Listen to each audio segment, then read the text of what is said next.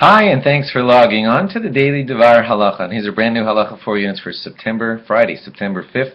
Here we go. On the night of Rosh Hashana, right after the davening ends, it is customary for everyone to greet each other by saying the words Lashana Tova Tikasei V'Seichasei, which means you shall be written and inscribed for a very good year.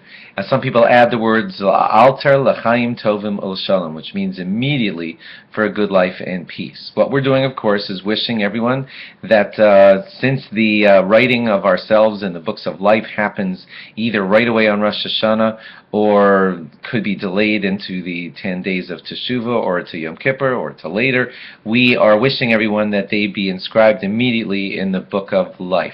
Just a very proper thing to say to each other as soon as the davening is over on Rosh Hashanah night. The foods that we eat on Rosh Hashanah night, I guess it's kind of famous, but let's just remind what the laws are. It's good to not eat bitter and sour and vinegary foods, and that's because don't think of it as superstition.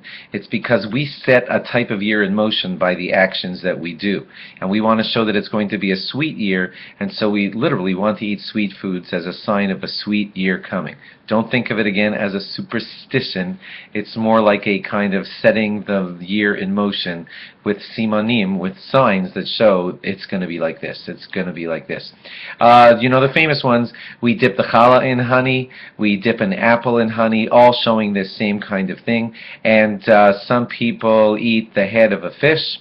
Some people who find that too hard to do will eat a symbolic head of a fish, even something from a candy thing that looks like a fish. That actually is okay because these are just symbols, and the idea is that when we eat it, we ask Hashem, Shenihiyeh l'Rosh v'lo l'zanav. We should be a head, we should be leaders, we should be great, and we should not be like a tail. That's the idea of setting in motion that feeling of being like a head by eating a head. There's also a custom to eat fish, just plain, period. It doesn't have to be your whole meal, but to have a piece of a fish, and that's because fish multiply greatly, and therefore they are a siman, a sign of bracha, of blessing, and increased prosperity, and everything, all good, and therefore there's a custom to eat pieces of fish along with our meal on Rosh Hashanah night. It would be a terrible idea to get into a fight on Rosh Hashanah night, because that would be a sign of an omen of I lost my temper on Rosh Hashanah night, and temper will be out of control for me, God forbid, during this year of this whole entire year, and therefore you should really try to orchestrate that everything is beautiful, smooth, peaceful, and everything at your Rosh Hashanah meal. It's my idea. It's not exactly written in the Shulchan Aruch, but think it out and try to arrange for a beautiful Rosh Hashanah meal. Of course, invite guests, but invite the kind of guests that you know are going to bring you a wholesome, proper, meaningful, spiritual experience.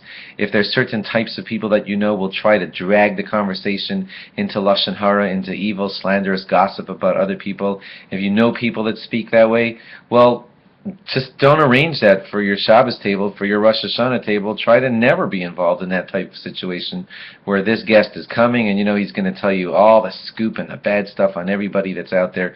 That's not the kind of plan that you want to have for any time, really, in your life, and certainly not at the time when you begin the symbols of what this year is going to be like. Plan for hachnasas archim, for guests, but plan to make them the kind of guests that will bring you Torah at your conversation at your Rosh Hashanah table, harmony, spirituality, and all of the good things. Thanks for logging on. Have a great Shabbos, and log on again after Shabbos for more. Bye-bye.